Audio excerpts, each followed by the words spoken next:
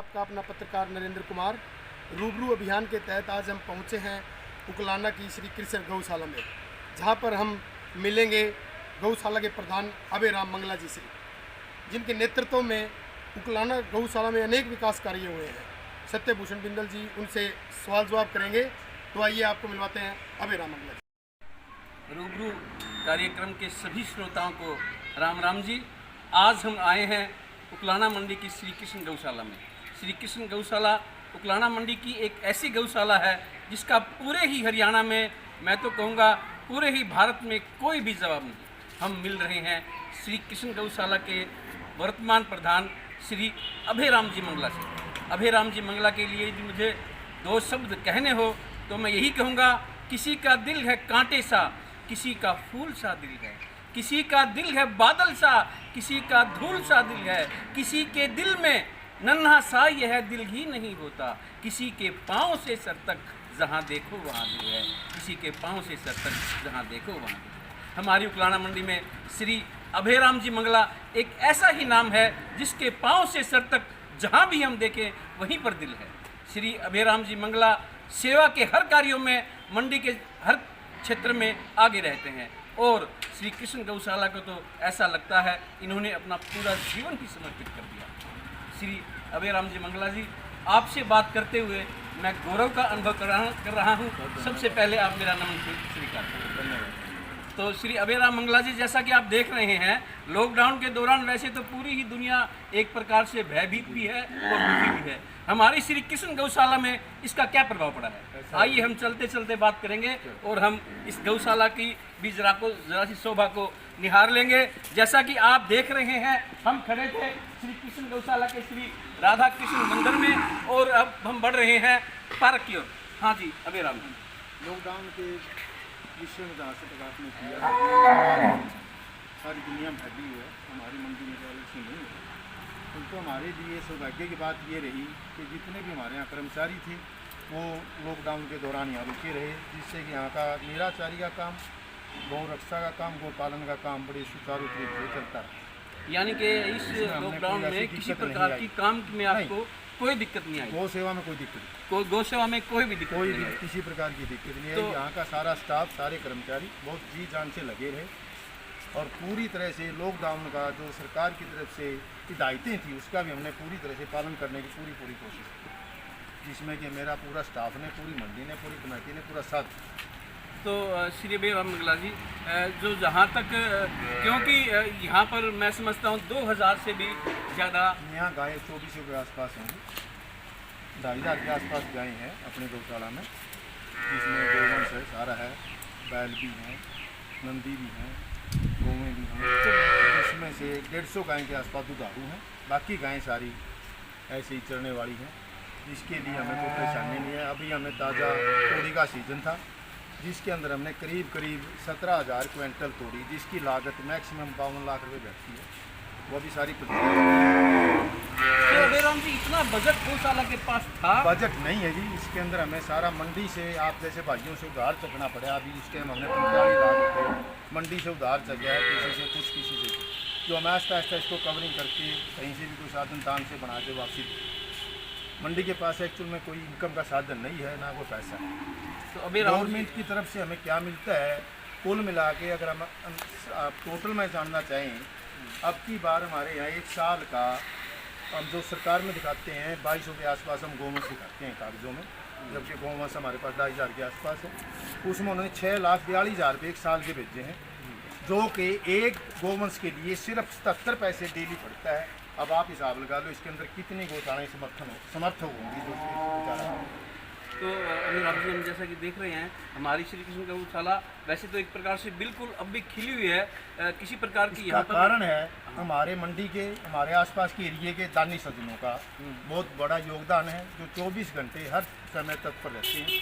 और मेरे स्टाफ का, मेरे कर्मचारियों का और मंडी वासियों का मैं बहुत बहुत धन्यवादी हूँ, जो इस दुख की घड़ी में भी गौशाला के लिए पूरा साथ दिया, पूरा समर्पित। तो श्री अभय राम मंगला जी, मैं एक सवाल आपसे और पूछना चाहूँगा कि क्योंकि इस लॉकडाउन के दौरान जो तकलीफ़ें और अन्य जैसे कि स्कूलों को आ रही है और संस्थाओं को आ रही है, वैसे ही तकलीफ़ें आपके कहने का तात्पर्य ये है कि पैसे की दृष्टि से गौशाला की भी आ रही है। बहुत आ रही है, दिखता है आपको। मंडी से हमने उधारे पैसे चकने पड़े हैं, तो क्या दान ऐसा भी कम आया है कुछ मिला के। क्यों पब्लिक कम आई है, जब जनसंख्या नहीं आएगी तो दान कहाँ से? अब अपील भी हमने मंडी में की है लोगों से, कुछ दान आ रहा है, उम्मीद रखते हैं भी कुछ ना कुछ दान आएगा।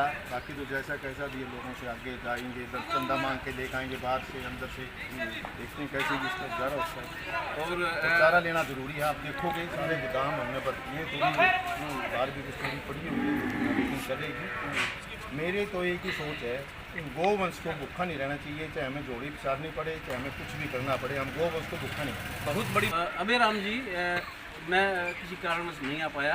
अभी 2-4 दिन पहले ही गौशाला की एक बहुत बड़ी मीटिंग थी, उसमें क्या क्या निर्णय लिए गए? इसके अंदर निर्णय तो ये तूड़ी का जो हमने ली है, इसके बारे में विचार किया भी इसको देनदारी जो हमारी सिर पे है इसको कैसे निमेटा जाए, कैसे दिया जाए। उसमें हर भाइयों ने सब जाने में सहयोग किया कि मैं तुम्हें कैसे दे दूँगा, कोई 2 लाख दे रहा, 2 लाख दे रहा, उधारे माँ आने वाले टाइम में उसको कहीं ना कहीं से कवर करके उसको उतार। दूसरा हमारा है कि इसको आगे कैसे चलाया जाए, आगे के लिए कैसे इसके साधन बनाए जाए, कैसे इनको संभाला जाए, कैसे इनकी सेवा की जाए, उसके बारे में विचार हुआ। उसके हम रूपरेखा भी तैयार कर रहे हैं, दान मांगने की, दान आने की, जैसा भी इनको चलाना है उसके हम रूपरेखा तैयार कर रहे हैं बैठ के कमेटी में। तो अबे राम जी, जैसा कि आपने बताया कि 45 लाख रुपए अब तक आप लोगों ने मार्केट से चारे के लिए उठाए हैं। जी। क्या ऐसा इससे पहले भी होता रहा? होता रहा पहले भी, पहले इतना नहीं था। क्यों अब की बार कोरोना की वजह से हम बाहर निदान मांगने के लिए जा सके। जो आई साल हम दिल्ली से कहीं से इधर उधर से कर लेते थे दान इकट्ठा 5-7-10 लाख रुपये, तो अब की बार कोरोना की वजह से नहीं कर सके। हो सकता है ये कुछ महामारी ठीक हो, कुछ हमें टाइम दे, हम बाहर जाएँ दान इकट्ठा करके ले आएँ। तो मेरा राम जी बहुत बड़ी बात कह रहे हैं कि एक तो इन्होंने बहुत बड़ी बात ये कही कि चाहे हमें कुछ भी करना पड़े, हम किसी भी कीमत पर गोवंश को भूखा नहीं रहने देंगे। और एक दूसरी, लॉकडाउन की वजह से बाहर नहीं जा रहे, जैसा कि हम उकलाना मंडी की गौशाला को देख रहे हैं।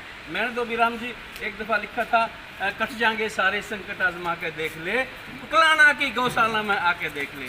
उकलाना की गौशाला न्यू लागे तीर्थ धाम से, रोज कड़ाए चढ़े रहे से, हो रहा जग में नाम से, थोड़ा सा दलिया तय भी गड़वा के देख ले, उकलाना की गौशाला में आके देख ले। आपकी बिल्कुल उसका सही है। इस गौशाला के अंदर हम हिंदू समाज के अंदर, हिंदू धर्म के अंदर एक मानता मानते हैं कि एक गौ के अंदर 33-36 करोड़ देवी देवता वास करते हैं। यहाँ 2,500 गौएँ बसती हैं, रहती हैं। कितने करोड़ों अरबों देवी देवता होंगे जो इस गौशाला के अंदर वास करते हैं। ये एक पवित्र भूमि है और यहाँ मेरे खुद प्रैक्टिकली मेरे साथ मैं बीती आपको तो कलिए सारी नहीं बता सकता। इस गौशाला के अंदर जिसने भी विश्वास से, सच्ची आत्मा से कदम रखा है, वो यहाँ से जोड़ी भर के गया है, ना कि कुछ। बहुत बड़ी बात हमारे बीच अबे राम जी कह रहे हैं कि इस गौशाला में जिसने भी जो मानता अपनी की है, वो यहाँ से झोली भर कर गया है। ये तो अबे राम जी मेरा भी मानना है और ये मेरा निजी अनुभव भी है कि हमारी श्री कृष्ण गौशाला किसी भी प्रकार से तीर्थ धाम से कम नहीं। तो अबे राम जी, आप मंडी से आपकी क्या चाहते हैं, सरकार से आप क्या चाहते हैं?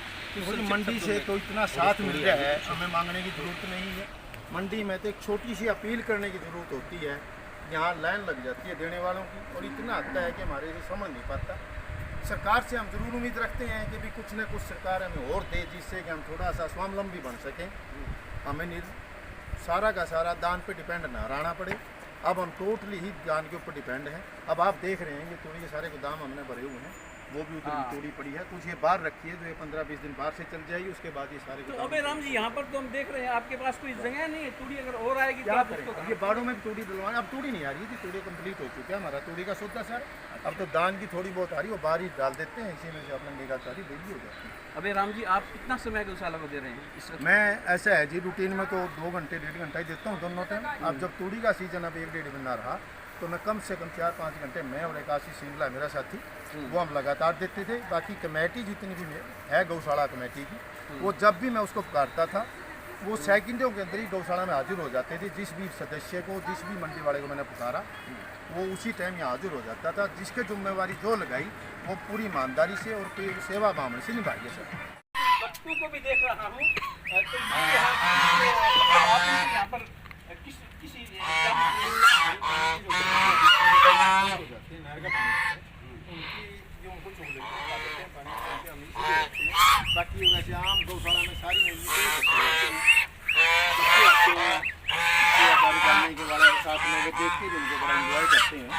तो पानी की भी व्यवस्था पानी का गौशाला की की हुई है। व्यवस्था जी, पुरानी गड्डी बनी हुई, नहर से पानी आता है, जब भी नहर में पानी आता है इसको भर लेते हैं। एक बार भरने के बाद ये 25 दिन का पानी हमारे पास स्टॉक हो जाता है गऊओं के पीने के। हाँ, जैसा कि हम यहाँ पर देख रहे हैं, यहाँ पर तो कुछ ऐसा लग रहा है कि जैसे ये गौ माता जरा सी बीमार हो।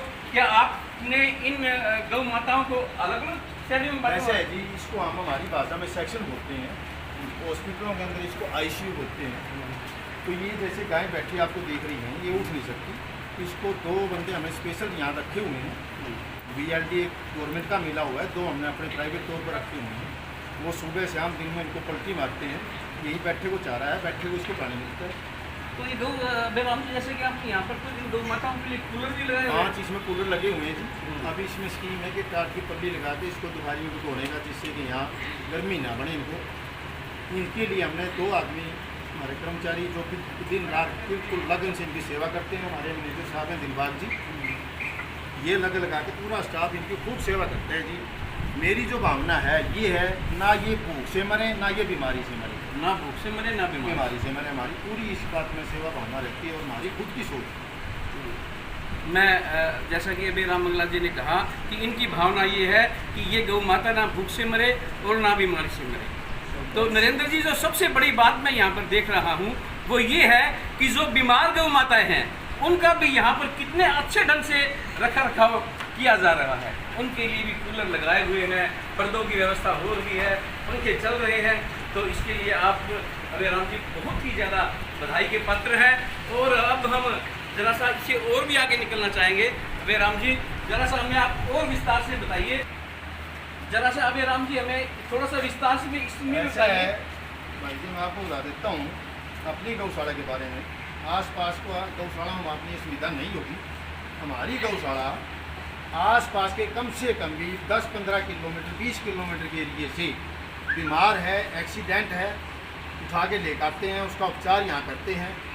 जितने दिन के सांस होते हैं हम अपने तरीके से उसको रखते हैं, उपचार भी करते हैं, उसका ऑपरेशन करवाना हो विशाल करवा के लाते हैं। तो अभय राम जी कोई डॉक्टर भी है यहाँ हाँ, पर डॉक्टर नियमित एक रूप से? VLD गवर्नमेंट ने हमारे को दिया हुआ है, वो ड्यूटी टाइम आते हैं। नीरज वर्मा है, बड़ी अच्छी सेवा दे रही हैं। 2 हमने अपने बेस पर प्राइवेट तौर पर रखे हुए हैं।